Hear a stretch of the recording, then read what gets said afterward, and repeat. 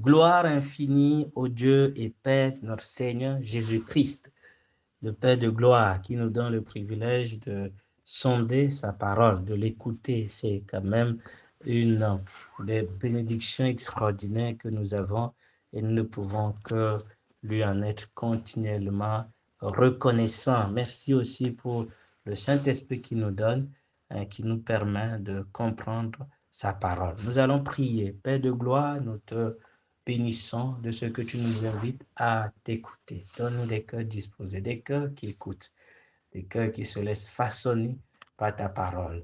Merci de nous enseigner par la puissance de ton esprit pour que nous comprenions vraiment, ô Dieu, ta parole et que nous vivions, Seigneur, à la louange de la gloire de ta grâce. Au nom de Jésus. Amen. Nous sommes dans Apocalypse, le chapitre 2. Apocalypse 2, à l'assemblée ou à l'ange de l'assemblée qui est à Éphèse, écrit, voici ce que dit celui qui tient les 7 étoiles dans sa main droite, qui marche au milieu des 7 lampes d'or. Je connais tes œuvres, ton travail, ta patience. Je sais que tu ne peux pas supporter les méchants, tu ne peux pas supporter les méchants, que tu as mis à l'épreuve, que tu as mis à l'épreuve ceux qui se disent apôtres et ne le sont pas, et tu les as trouvés menteurs. Tu as de la patience et tu as supporté des afflictions pour mon nom et tu ne t'es pas lassé. Mais j'ai contre toi que tu as abandonné ton premier amour. Souviens-toi donc d'où tu es tombé. Répands-toi et fais les premières œuvres. Sinon, je viens à toi et je jeterai ta lampe de son milieu. À moins que tu ne te répandes et que tu ne te répandes. Mais tu as pour toi que tu aies les œuvres de Nicolaïte, œuvres que je hais aussi, donc que je hais moi aussi. Que celui qui a des oreilles écoute ce que l'Esprit dit aux assemblées. À celui qui vaincra, je donnerai de manger de l'arbre de vie qui est dans le paradis de Dieu. À l'ange de l'assemblée qui est à Smyrne, écrit, voici ce que dit le premier et le dernier, celui qui a été mort, il dit qui a été mort et qui a repris vie. Je connais ta tribulation, ta souffrance, pourtant tu es riche et l'outrage de ceux qui se disent juifs et ne le sont pas, mais ils sont le synagogue de Satan.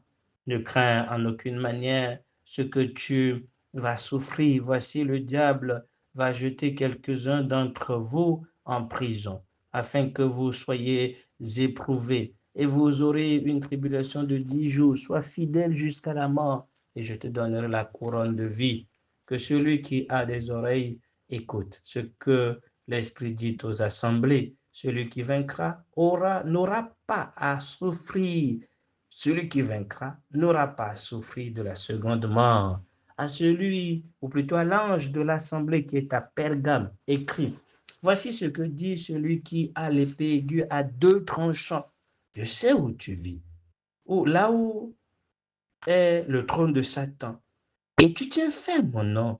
Tu n'as pas renié ma foi, même dans les jours où Antipas était mon fidèle témoin, lui qui a été mis à mort parmi vous, là où Satan habite. Mais j'ai quelque chose contre toi, c'est que tu as là des gens qui s'attachent à la doctrine de Balaam, qui enseignait à Balak à jeter une pierre d'achoppement devant les fils d'Israël pour qu'ils mangent ce qui est sacrifié aux idoles, pour qu'ils commettent de la fornication. Ainsi, tu en as toi aussi qui s'attachent de même à la doctrine des Nicolaïtes. Répands-toi donc, sinon je viens à toi rapidement et je combattrai contre eux avec l'épée de ma bouche. Que celui qui a des oreilles écoute ce que l'Esprit dit aux assemblées. À celui qui vaincra, je donnerai de la manne cachée. Je lui donnerai un caillou blanc avec sur ce caillou un nom nouveau, écrit que personne ne connaît sinon celui qui le reçoit. À l'ange de l'assemblée qui est à Thyatire, écrit, voici ce que dit le Fils de Dieu qui a les yeux comme une flamme de feu et dont les pieds sont semblables à de l'airain brillant. Je connais tes œuvres, ton amour, ta foi, ton service, ta patience et tes dernières œuvres qui dépassent les premières. Mais j'ai contre toi que tu as laissé faire la femme Jézabel qui se dit prophétesse. Elle enseigne et égare même mes esclaves en les entraînant à commettre la fornication et à manger ce qui est sacrifié aux idoles. Je lui ai donné du temps pour qu'il se repentît, mais elle ne veut pas se repentir de sa fornication. Voici, je la jette sur un lit, et ceux qui commettent l'adultère avec elle dans une grande tribulation, à moins qu'ils ne se repentent de ses œuvres. Et je frapperai de mort ses enfants. Ainsi, toutes les assemblées reconnaîtront que c'est moi qui sonde les reins et les cœurs, et je vous donnerai à chacun selon vos œuvres. Mais à vous, à vous, aux autres qui sont à Thyatire, à tous ceux qui n'ont pas cette doctrine, qui n'ont pas connu, comme ils disent, les profondeurs de Satan, je dis, je ne vous impose pas d'autre chats, seulement ce que vous avez, tenez-les fermes jusqu'à ce que je vienne. Celui qui vaincra, celui qui gardera mes œuvres jusqu'à la fin, je lui donnerai autorité sur les nations. Il les fera paître avec une verge de fer, comme sont brisés les vases de potier, comme moi aussi j'en ai reçu pouvoir de mon Père.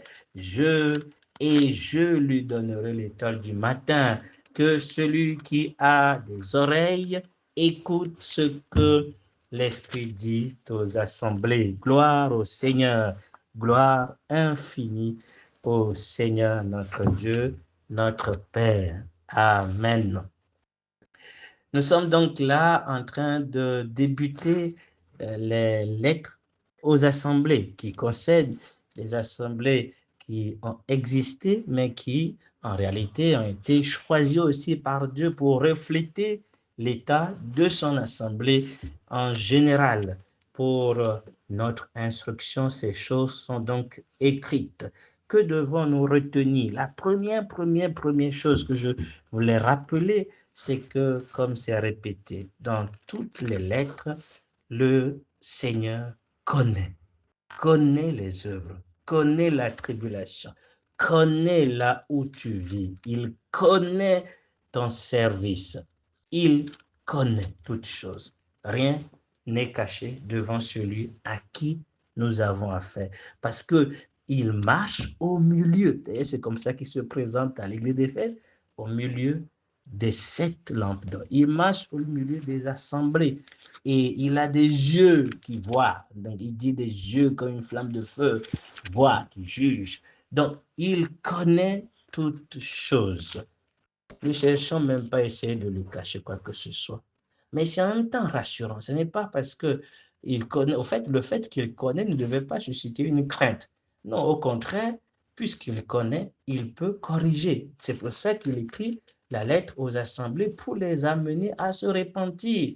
Ou encore, il leur écrit pour les encourager à tenir ferme. Et il promet des récompenses même pour fortifier, en tout cas pour encourager ses frères que nous sommes à lui rester fidèles. Donc c'est pour nous une grâce d'avoir le Seigneur marchant au milieu de nous et qu'il, voilà, en connaissant le fait qu'il connaît toutes choses, c'est pour nous une grâce. Et donc nous pouvons nous approcher de lui avec cette assurance. Tu connais là où je vis, tu connais ma tribulation, tu connais la réalité et le laisser même sonder encore nos cœurs. Voilà, puisque il dit vers la fin, ainsi toutes les assemblées reconnaîtront, le verset 23, que c'est moi qui sonde les reins et les cœurs. Voilà. Il est vrai que Job va dire, est-ce que c'est facile pour vous qu'il vous sonde? C'est pas souvent facile quand il expose notre état, l'état de notre cœur, parce que des fois nous ne le connaissons pas, nous ne connaissons pas nos cœurs, et le Seigneur nous le fait connaître des fois au travers des réalités que nous pouvons traverser, nous pouvons voir, mais il y a de telles dispositions dans mon cœur, c'est toujours des fois difficile, décevant de se rendre compte que nous avons encore certaines réalités inconnues de nous-mêmes dans nos cœurs, c'est une disposition. Mais c'est toujours une bonne attitude, comme David l'a fait. Seigneur, tu me connais, mais je veux encore que tu me sondes. Voilà, sonde-moi et vois s'il y a en moi quelques voies de chagrin, quelques dispositions mauvaises. Conduis-moi sur la voie de l'éternité. Laissons Dieu sonder nos cœurs. Il faut même le lui demander à chaque fois. Nous avons un Dieu qui connaît toutes choses, qui voit tout, même les choses que nous ne voyons pas. Alors profitons-en pour le laisser nous purifier de tout ce qui en nous n'est donc pas pour sa gloire. Deuxième chose, c'est que le Seigneur se présente à chaque assemblée selon, en tout cas, en plusieurs titres, et cela reflète tout simplement ce qu'il est. Voilà, ce qu'il est, et en fonction du besoin de l'assemblée, le Seigneur se présente sous un titre particulier, comme pour dire en réalité, il n'y a aucune situation qui ne trouve auprès de lui, en réalité, la ressource adaptée. À l'assemblée de l'église d'Éphèse, il dit, ben, je marche au milieu, je tiens les 7 étoiles d'or comme étant celui qui a l'autorité, voilà, qui les tient entre ses mains et qui donc, bien évidemment, les contrôle. Il se présente à l'autre assemblée comme étant un modèle de celui qui était mort et qui est revenu à la vie, afin que eux aussi ne craignent pas, même s'il faille mourir, parce que celui qui leur parle, c'est quelqu'un qui a expérimenté la mort, mais qui est vivant, pour les rassurer. À l'église de Pergame, il va dire, je suis, attention, celui qui a l'épée aiguë à 2 tranchants, parlant de la parole, parce que, comme il dira, je combattrai contre eux avec l'épée de ma bouche, pour traiter un problème lié à la doctrine, un problème lié donc aux faux enseignements.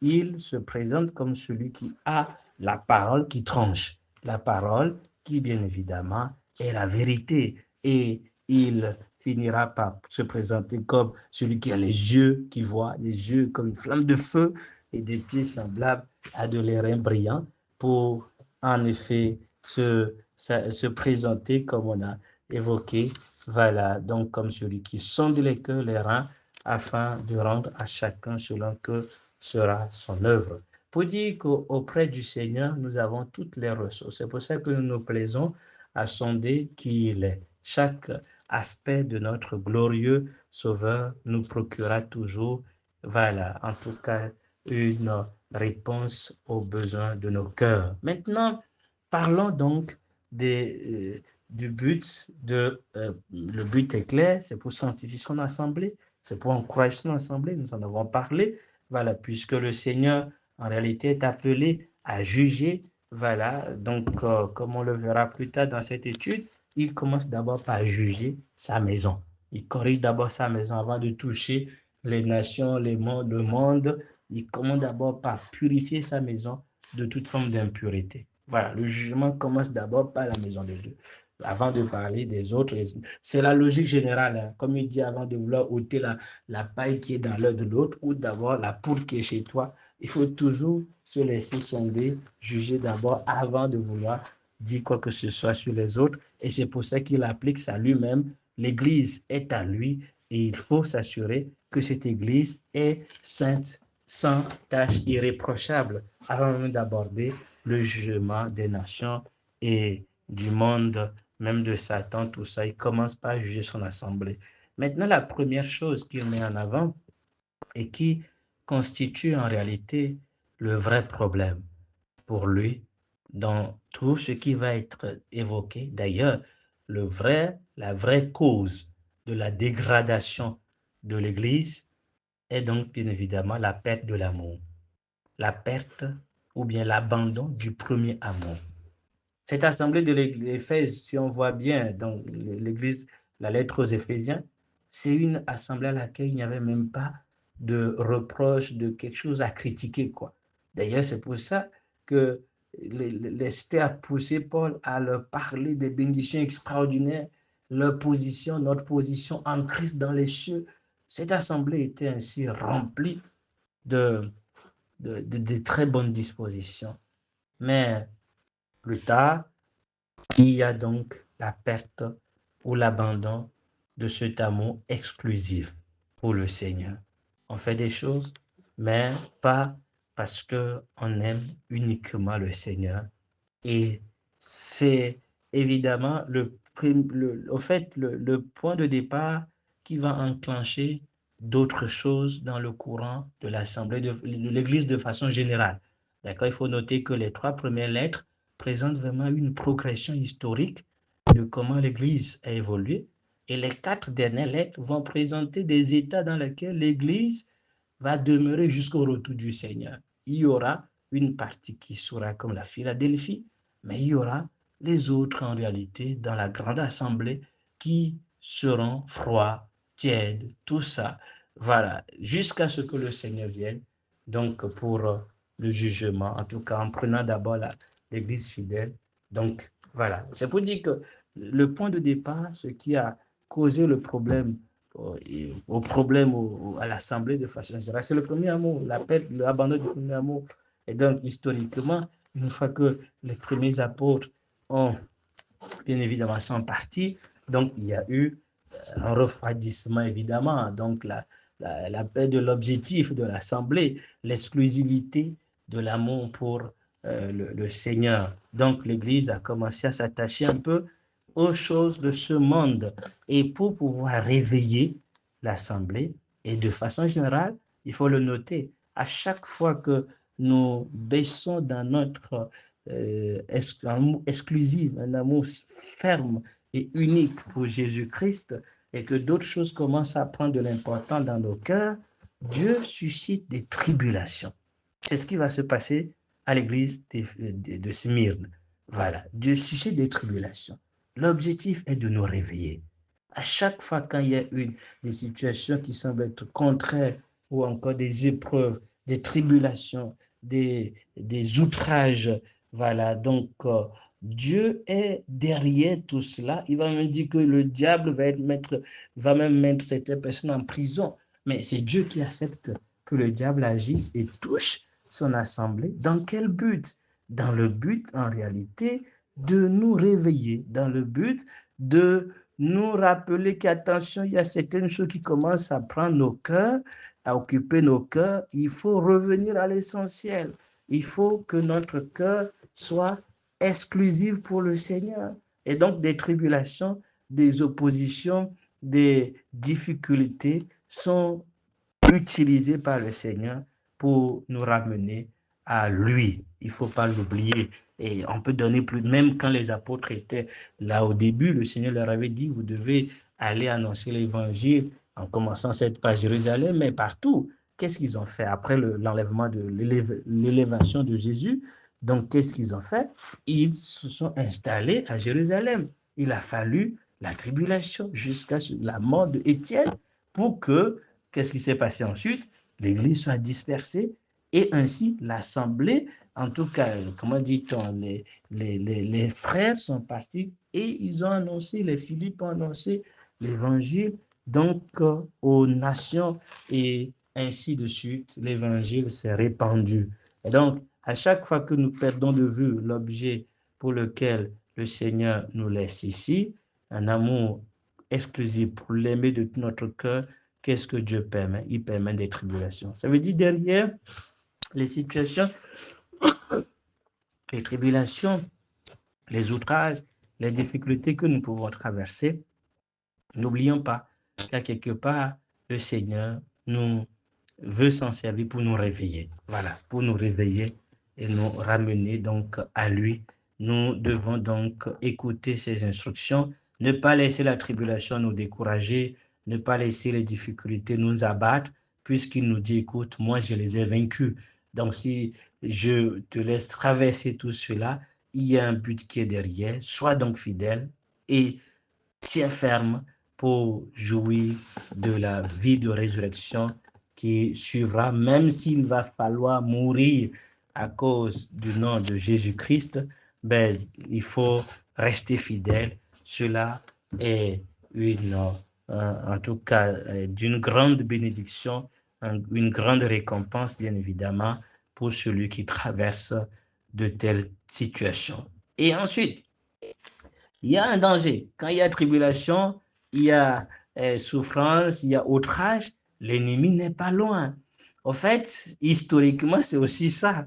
Donc, quand il y a des tribulations, il y a eu beaucoup de persécutions de l'Assemblée, ben, l'ennemi s'est en fait filtré en prenant la forme de l'empereur romain, par exemple, qui se fait baptiser pour devenir chrétien, mais dans le but, tout simplement, de prendre la tête du christianisme pour dire, voilà, de telle manière, on va donc arrêter de persécuter les chrétiens.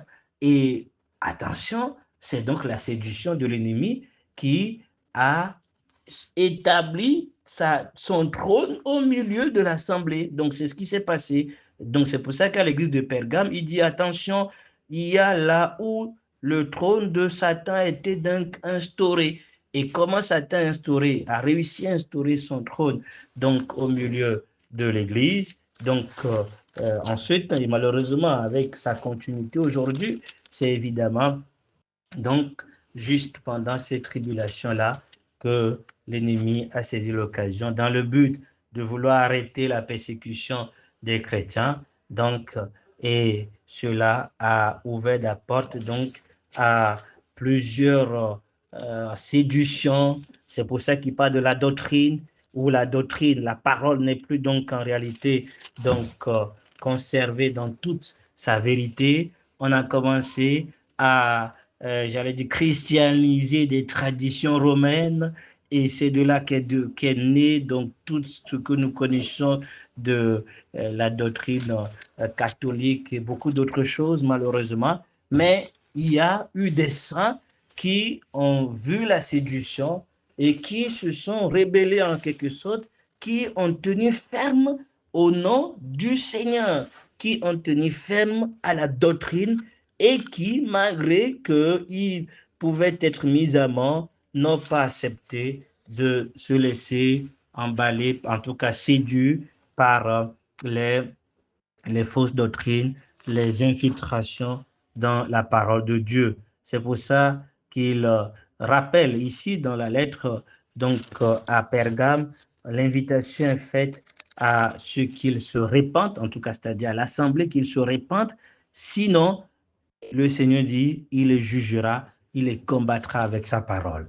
Voilà, donc en revenir à la parole de Dieu, c'est évidemment essentiel. Et donc, je veux résumer en termes d'instruction pour nous. Donc, quand nous perdons notre amour, notre premier amour, un amour exclusif pour le Seigneur, puisqu'il nous aime, soyons en sûrs que le Seigneur suscitera de la tribulation dans le but de nous amener à nous réveiller, à nous repentir. Saisissons cette occasion et sachons que quand nous traversons des tribulations, il y a l'ennemi qui peut, bien évidemment, nous, en tout cas, venir proposer des solutions dans le but de nous amener à échapper à la tribulation, échapper à l'épreuve du Seigneur et pour que nous puissions en réalité, voilà, perdre notre but, le but pour lequel le Seigneur nous soumet à certaines situations dans le but de nous amener à nous repentir. Des fois, c'est pour nous corriger, des fois, c'est pour nous réveiller et nous faire voir que nous n'avons pas de cité permanente ici-bas. Des fois, nous croyons que tout va là, puisque tout va bien, donc on oublie que nous sommes étrangers et forains ici-bas. Dieu suscite des tribulations, des mauvais jours pour nous ramener, en tout cas pour nous pousser à nous associer au cri de l'Esprit en disant, viens Seigneur Jésus. Voilà, que nos désirs soient portés uniquement vers Jésus-Christ seul. Et donc, nous devons ensuite rester fidèles, nous attacher à la parole de Dieu parce que, voilà, la parole, c'est celle qui nous gardera et qui nous donnera de jouir, voilà, de la récompense qui nous est donc dite. J'aime beaucoup cette récompense au verset 17. Il dit que celui qui a des oreilles écoute ce que l'Esprit dit aux assemblées. À celui qui vaincra, je donnerai de la manne cachée, je donnerai un caillou blanc et sur ce caillou un nom nouveau que personne ne connaît. Voilà, c'est merveilleux de voir que celui à qui nous serons donc fidèles, nous tenons ferme, voilà, donc promet de nous donner une reconnaissance éternelle d'un nom qui nous est donc unique. Je finis donc avec l'état dans lequel l'Église, en tout cas, persiste et persistera, l'Église professant de façon générale, c'est ce qui a commencé à être dit lorsque la lettre est donc écrite à Thyatire, où il parle bien évidemment de Jézabel que nous connaissons, donc qui voilà, entraîne les esclaves à la séduction, à la fornication, donc tout ce qui est contre la parole de Dieu et à l'idolâtrie. On le sait bien, l'idolâtrie, c'est la voie d'autres choses qui prennent la place de Dieu dans nos cœurs. Donc, dans tous les cas, qu'est-ce que le Seigneur précise? Et c'est quelque chose de très, très important. Il dit qu'il appelle cet état les profondeurs de Satan. Voilà. Donc, quand le trône, Satan établit son trône et que, voilà, donc malheureusement, donc, il n'y a rien n'a été fait pour faire cette séparation nette entre l'Église et le politique, cette séparation nette, tenir ferme à la parole de Dieu. Il y a eu, bien évidemment, des choses qui se sont aggravées et malheureusement, nous vivons des moments où nous sommes déjà dans les profondeurs de Satan. Pourquoi? Parce que la doctrine, voilà, est de plus en plus, les fausses doctrines sont de plus en plus abondantes. Mais dans tout cela, le Seigneur invite, et j'aime beaucoup, voilà, comment il finit toute lettre, celui qui, voilà, les lettres à toutes les assemblées finissent par que celui qui a des oreilles,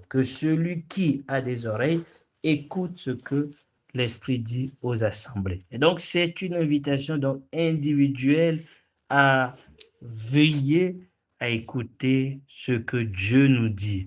Et pour y parvenir, que la parole de Dieu habite dans nos cœurs dans toute sa richesse. C'est celle-là, c'est elle qui seule nous gardera, c'est elle qui seule saura nous amener à, voilà, donc être fidèle au Seigneur. Gardons aussi à l'esprit que à chaque lettre, le Seigneur donne des bénédictions, des récompenses pour nous donner du courage, pour que nous comprenions qu'il n'est pas un Dieu injuste. Et donc, tous ceux qui auront prêté oreille à sa parole et gardé fidèlement cette parole ne le regretteront pas, ils ne pourront que jouir. D'abord, il précise de l'arbre de vie avec lui dans le paradis de son Dieu. Il a ajouté dans l'église, à l'église de Smyrne, qu'il nous donnera, il précise, hein, celui qui a des oreilles, voilà, qui écoute ce que l'Esprit de Dieu a semblé, celui-là n'aura pas souffert que la seconde mort. La troisième église, celui qui vaincra, je lui donnerai la manne cachée et un nom nouveau.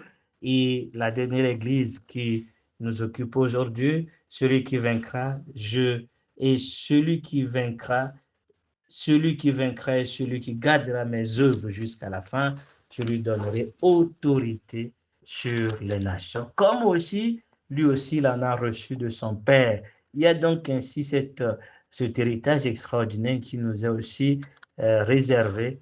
Nous aurons donc cette autorité que le Seigneur aura sur toutes les nations.